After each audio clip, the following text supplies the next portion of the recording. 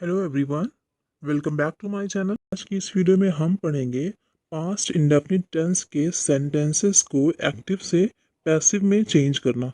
Video शुरू करने से पहले मेरी आप सभी से एक छोटी सी रिक्वेस्ट, वीडियो को लाइक करें, अपने दोस्तों के साथ इसे शेयर करें और अगर आप मेरे चैनल पे पहली बार आए हैं तो चैनल को सब्सक्राइब भी कर दीजिए। सेंटेंस को एक्टिव से पैसिव में चेंज करते हुए आपको दो बातों का सबसे पहले ध्यान रखना है, जो मैंने प्रेजेंट इंडेफिनिट में भी बताई थी। इसको हम रिपीट कर लेते हैं। देखिए, पैसिव वॉइस के सेंटेंस में आपको दो बातों का सबसे पहले ध्यान रखना है कि पैसिव वॉइस सेंटेंस में बी की फॉर्म होना और वर्ब की थर्ड फॉर्म होना ज़रूरी है। मतलब बी या उसकी फैमिली मेंबर में से कोई एक ज़रूर होगा। Is, am, are, was, were, been और बीन। और वर्ब की थर्ड फॉर्म भी होना ज़रूरी है। मतलब बी फैमिली मेंबर से कोई एक और वर्ब की थर्ड फॉर्म, अगर ये दोनों एक सेंटेंस में है तो वो सेंटेंस पैसिव वॉइस का सेंटेंस है। आइए अब हम रिकॉग्निशन देख लेते हैं।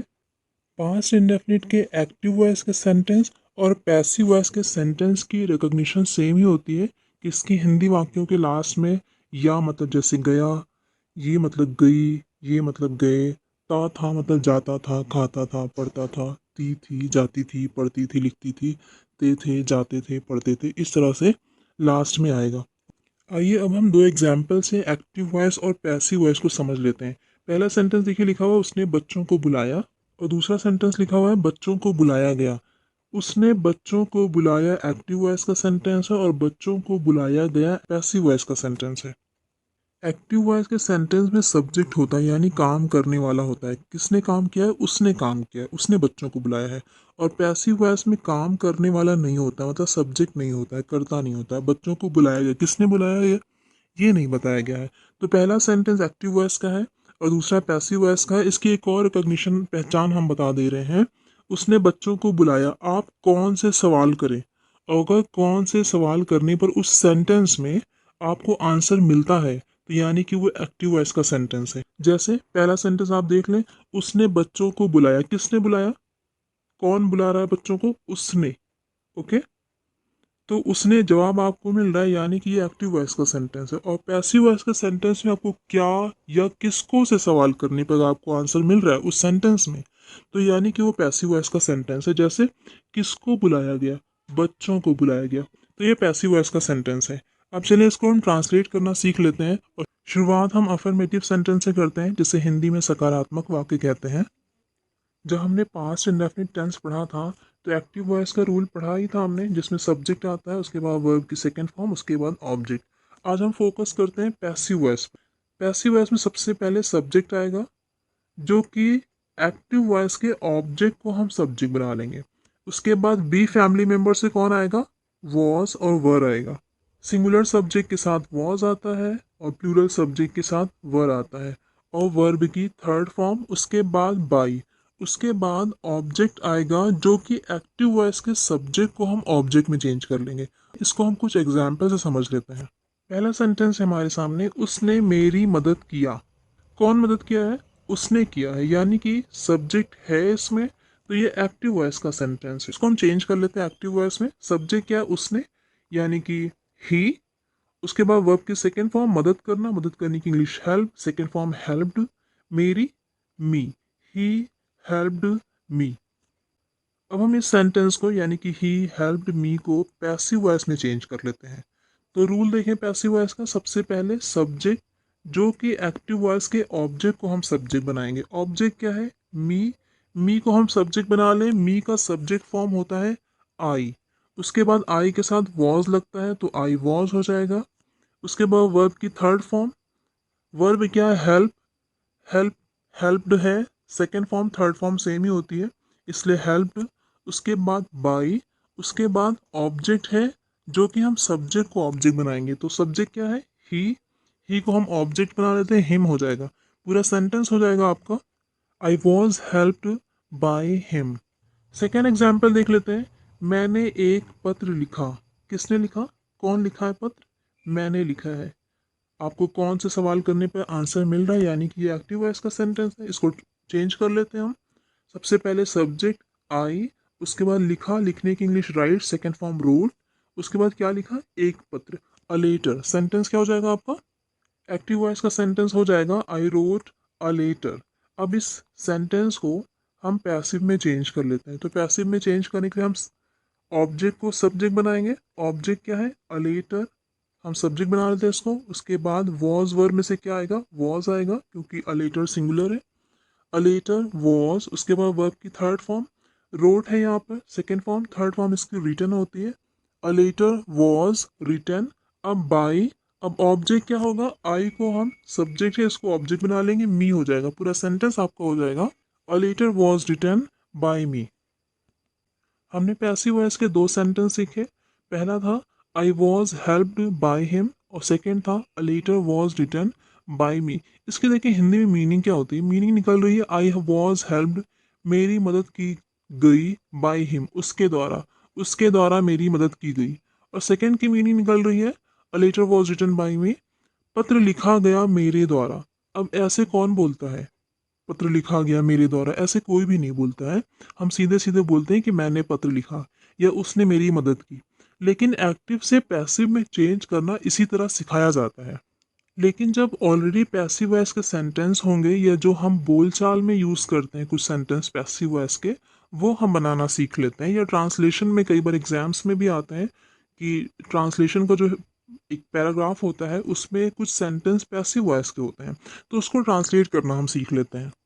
देखिए आपके सामने एक सेंटेंस है, टंकी में पानी भर दिया गया। कौन भरा है ये नहीं बताया गया है, यानी कि इसमें सब्जेक्ट नहीं है। ये पैसिव वॉइस का सेंटेंस, इसमें ऑब्जेक्ट को इंपॉर्टेंस दी गई है। क्या भर दिया गया है? पानी। तो इसको ही हम सब्जेक्ट बना लेंगे। Okay, water. उसके बाद वॉज वर्ब में क्या आएगा? वाटर के साथ हम लगाएंगे वॉज, वाटर, वॉज। अब वर्ब की थर्ड फॉर्म, वर्ब क्या है? भर देना, भरने की English fill, third form filled. Okay, water was filled, कहाँ? टंकी में, इन द टैंक। पूरा सेंटेंस हो जाएगा आपका water was filled in the tank. ऐसे सेंटेंस हम बोलते हैं पैसिव वॉइस के। एक और एग्जाम्पल देख लीजिए। जज के सामने सच बताया गया। क्या बताया गया? सच बताया गया। इसको ही हम सब्जेक्ट बना लेंगे। पैसिव वॉइस का सेंटेंस है ये, क्योंकि सच बताने वाला नहीं है यहाँ पर, वही सब्जेक्ट है। तो वो है नहीं, तो हम सच को बना लेंगे पैसिव वॉइस का सब्जेक्ट, यानी कि द ट्रूथ। अब उसके साथ हम वॉज लगाए, वर लगाए, तो वॉज लगाएंगे, द ट्रूथ वॉज। अब बताना वर्ब है, यहाँ पर बताया गया लिखा हुआ है, वर्ब है टेल, थर्ड फॉर्म हो जाएगा told, the truth was told. अब क्या है? जज के सामने, बिफोर द जज। तो पूरा सेंटेंस हो जाएगा the truth was told before the जज। तो आप समझ गए होंगे कि पैसिव वॉइस के सेंटेंस कैसे बोले जाते हैं, या किस तरह से ट्रांसलेशन में आप यूज करेंगे।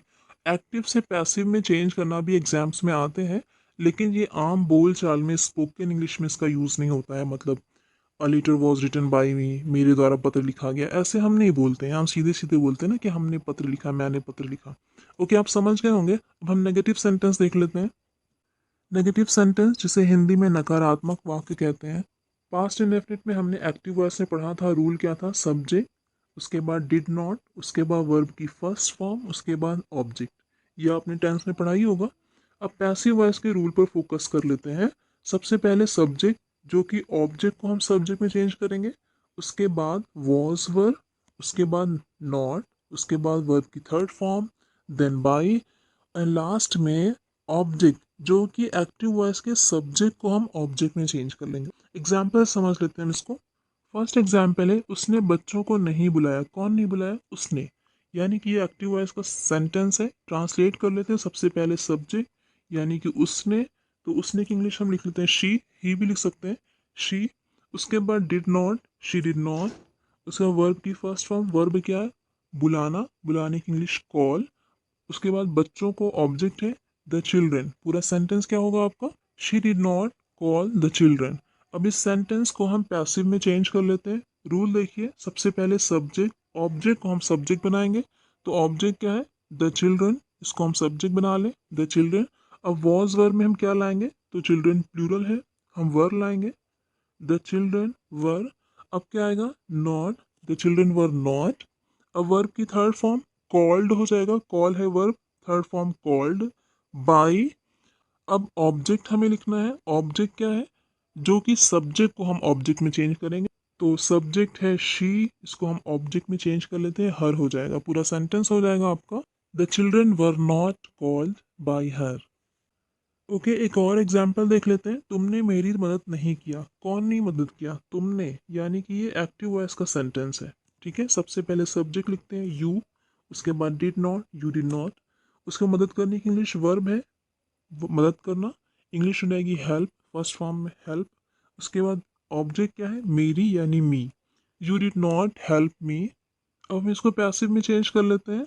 तो पैसिव में हम क्या करेंगे? सबसे पहले सब्जेक्ट, जो ऑब्जेक्ट को हम सब्जेक्ट बनाएंगे। तो ऑब्जेक्ट क्या है? मी, इसको हम सब्जेक्ट बना लेते हैं, आई हो जाएगा। आई के साथ हम वॉज यूज करते हैं, आई वॉज। अब नॉट आ जाएगा, आई वॉज नॉट। अब वर्ब की थर्ड फॉर्म, वर्ब क्या है? हेल्प, थर्ड फॉर्म हो जाएगा हेल्प्ड। अब बाई, उसके बाद ऑब्जेक्ट, जो कि सब्जेक्ट को हम ऑब्जेक्ट में चेंज करेंगे। तो सब्जेक्ट है यू, इसको हम ऑब्जेक्ट में चेंज करेंगे, तो यू का ऑब्जेक्ट भी यू ही होता है। तो आपका पूरा सेंटेंस हो जाएगा, I was not helped bye you. चलिए अब कुछ पैसिव वॉइस के सेंटेंस को हम ट्रांसलेट करना सीख लेते हैं, जो ट्रांसलेशन में और बोल चाल में स्पोकन इंग्लिश में काम आते हैं। पहला सेंटेंस हमारा है, भिखारी को भीख नहीं दिया गया। किसको नहीं दिया गया? भिखारी को।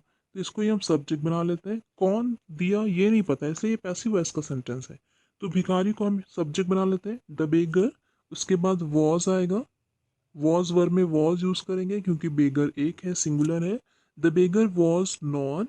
उसके बाद वर्ब क्या है? देना, देने की इंग्लिश होती है गिव, थर्ड फॉर्म गिवन हो जाएगा।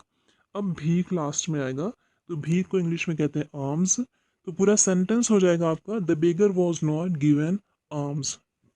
एक और एग्जाम्पल देख लेते हैं, सांप को नहीं मारा गया। किसको नहीं मारा गया? सांप को। इसको ही हम सब्जेक्ट बना लेते हैं पैसिव वॉइस का, द स्नेक। उसके बाद सब्जेक्ट हो गया। उसके बाद वॉज वर्ब में हम लिखेंगे was, the snake was not. अब वर्ब क्या है? मारना, मारने की इंग्लिश किल, थर्ड फॉर्म हो जाएगी किल्ड। तो पूरा सेंटेंस हो जाएगा, the snake was not killed. ये है पैसिव वॉइस के सेंटेंस। अब हम इंटरोगेटिव सेंटेंस देख लेते हैं। इंटरोगेटिव सेंटेंस, जिसे हिंदी में प्रश्नवाचक वाक्य कहते हैं। रूल देख लीजिए एक्टिव वॉइस का। पहले सबसे पहले डब्ल्यू एच वर्ड, उसके बाद डिड, उसके बाद सब्जेक्ट, उसके बाद नॉट, फिर वर्ब की first form, then object, last में क्वेश्चन मार्क। अब पैसिव वॉइस के सेंटेंस पर, पैसिव वॉइस के रूल पर ज़्यादा फोकस कर लेते हैं। सबसे पहले देखिए, डब्ल्यू एच वर्ड तो आएगा ही, उसके बाद वॉज वर्ड आएगा, उसके बाद सब्जेक्ट, जो कि एक्टिव वॉइस के ऑब्जेक्ट को हम सब्जेक्ट में चेंज करेंगे। उसके बाद अगर नॉट आता है तो वो लिखेंगे, उसके बाद वर्ब की थर्ड फॉर्म, फिर बाई, फिर ऑब्जेक्ट, जो कि एक्टिव वॉइस के सब्जेक्ट को हम ऑब्जेक्ट में चेंज कर लेंगे। चलिए इसको कुछ एग्जाम्पल से समझ लेते हैं। पहला एग्जाम्पल है, क्या उन्होंने संतरे नहीं खरीदे। तो क्या जब पहले आता है तो क्या की इंग्लिश वर्ड नहीं लिखी जाती है, बल्कि उस टेंस का हेल्पिंग वर्ब सबसे पहले लिखते हैं। तो इस टेंस का हेल्पिंग वर्ब है। अभी तो ये सेंटेंस एक्टिव वॉइस का है, कौन खरीदा है? उन्होंने खरीदा है, उन्होंने नहीं खरीदा है। तो आंसर मिल रहा है कौन से सवाल करने पर, तो यानी कि एक्टिव वॉइस का है। तो एक्टिव वॉइस के रूल से बना लेते हैं हम। सबसे पहले डिड आ जाएगा, डिड। उसके बाद सब्जेक्ट क्या है? उन्होंने यानी दे, डिड दे। अब आएगा नॉट, नॉट आ रहा है तो नॉट लिखेंगे हम, डिड दे नॉट। उसका वर्ब की फर्स्ट फॉर्म, वर्ब क्या है? खरीदना, खरीदने की इंग्लिश होती है बाई। उसके बाद ऑब्जेक्ट क्या है? संतरे, ऑरेंज, क्वेश्चन मार्क। पूरा सेंटेंस हो जाएगा, did they not by orange. अब इस सेंटेंस को हम पैसिव में चेंज कर लेते हैं। ओके, तो पैसिव वॉइस में भी वॉज वर ही पहले आएगा, क्योंकि डब्ल्यू एच वर्ड तो है नहीं। तो वॉज लाए या वर लाए, तो हमें देखना है कि हमने क्या सब्जेक्ट बनाया है। तो सब्जेक्ट हमने बनाया है ऑरेंज को, जो कि प्लूरल है। तो हम वर लाएंगे सबसे पहले पैसिव वॉइस में, वर, फिर सब्जेक्ट ऑरेंज, नॉट आएगा, वर ऑरेंज नॉट। अब वर्ब की थर्ड फॉर्म, वर्ब क्या है? बाई, थर्ड फॉर्म हो जाएगा बॉट। उसके बाद बाई, उसके बाद ऑब्जेक्ट, जो कि सब्जेक्ट को हम ऑब्जेक्ट बनाएंगे। तो सब्जेक्ट क्या है? दे का ऑब्जेक्ट रहता है देम। पूरा सेंटेंस हो जाएगा, were orange not bought by them. एक और एग्जाम्पल देख लेते हैं, तुमने आज क्या खाया। ठीक है, क्या आ रहा है और स्टार्ट में नहीं आ रहा बल्कि सेंटेंस के बीच में आ रहा है, तो हम क्या की इंग्लिश वॉट लिखेंगे। एक्टिव वॉइस का सेंटेंस है ये, सबसे पहले वॉट लिखेंगे। ठीक है, उसके बाद डिड, उसके बाद सब्जेक्ट क्या है? तुमने यानी कि you, what did you. Not आ नहीं रहा है, छोड़ दीजिए। उसके बाद वर्ब की फर्स्ट फॉर्म, वर्ब क्या है? खाना यानी कि ईट, वॉट डिड यू ईट। अब आज की इंग्लिश लास्ट में लगा लें, today what did you eat today. अब इस सेंटेंस में देखिए ऑब्जेक्ट नहीं है, ईट के बाद कोई ऑब्जेक्ट है नहीं यहाँ पर, ठीक है, ऑब्जेक्ट है नहीं। तो लेकिन इसको हम पैसिव में चेंज करें हिंदी में, what did you eat today की हिंदी क्या होगी, तुमने आज क्या खाया। तो पैसिव वॉइस होगा तुम्हारे द्वारा क्या खाया गया। तो क्या खाया गया तो हो जाएगा सीधे सीधे व्हाट वॉज ईटन, ठीक है। सब्जेक्ट छोड़ करके, सब्जेक्ट नहीं है, बाकी होगा व्हाट वॉज और वर्ब की third form eaten. By you तुम्हारे द्वारा, बाय यू टुडे, पूरा सेंटेंस हो जाएगा पैसिव वॉइस का। What was eaten by you today question mark. Passive voice के सेंटेंस होते कैसे हैं ट्रांसलेट करने के लिए या फिर आम स्पोकन इंग्लिश में, वो हम सीख लेते हैं। पहला सेंटेंस है आपके सामने, क्या प्लेटें धो दी गई। ऐसे सेंटेंस हम बोलते हैं जो कि पैसिव वॉइस के होते हैं। किसने धोया ये नहीं पता है, तो क्या पहले आ गया है, इसलिए देखिए पैसिव वॉइस का सेंटेंस इस रूल से बनाएंगे, जब क्या पहले आ गया तो हम वॉज या वर्ड लिखेंगे। तो वॉज लिखें या वर्ड लिखें, इसके लिए हमें जानना है कि हमारा सब्जेक्ट क्या है। सब्जेक्ट है प्लेटें, ठीक है, प्लेटें यानी कि द प्लेट्स। तो वर लगाएंगे, प्लेट्स ज़्यादा है, प्लेटें लिखा भी हुआ है तो वर लगाएंगे हम, वर द प्लेट्स। उसके बाद नॉट आ रही है, छोड़ दीजिए। वर्ब की थर्ड फॉर्म क्या है, धोना, धोने की इंग्लिश होती है वॉश, थर्ड फॉर्म होता है वॉश्ड। पूरा सेंटेंस हो जाएगा were the plates washed. Next example देख लीजिए, क्रिकेट कहाँ खेला गया। पैसिव वॉइस का सेंटेंस है, कौन खेला ये नहीं बताया गया है, ठीक है। तो कहाँ सबसे पहले हम डब्ल्यू एच वर्ड लगा लेंगे, वेयर। उसके बाद वॉज या वर लगाएं तो इसके लिए हमें हमारा सब्जेक्ट जानना है। सब्जेक्ट क्या हम बनाएंगे, क्रिकेट को बनाएंगे, ठीक है। तो वॉज लगाएंगे हम, वेयर वॉज, उसके बाद सब्जेक्ट क्रिकेट। अब नॉट आ नहीं रहा है, छोड़ दीजिए। वर्ब की थर्ड फॉर्म क्या होगा, प्ले, वर्ब है खेलना, उसकी थर्ड फॉर्म होता है प्लेड। पूरा सेंटेंस आपका हो जाएगा वेयर वॉज क्रिकेट प्लेड। ऐसे सेंटेंस होते हैं पैसिव वॉइस के जो हम आम बोलचाल में बोलते हैं, या ट्रांसलेशन में कई बार पैराग्राफ जो ट्रांसलेशन आता है एग्जाम में उसमें आता है पैसिव वॉइस का सेंटेंस। आई होप कि आपको पास्ट इंडेफिनिट टेंस के एक्टिव वॉइस के सेंटेंस को पैसिव में चेंज करना आ गया हो। मिलते हैं आपसे एक न्यू वीडियो में, तब तक के लिए बाय बाय।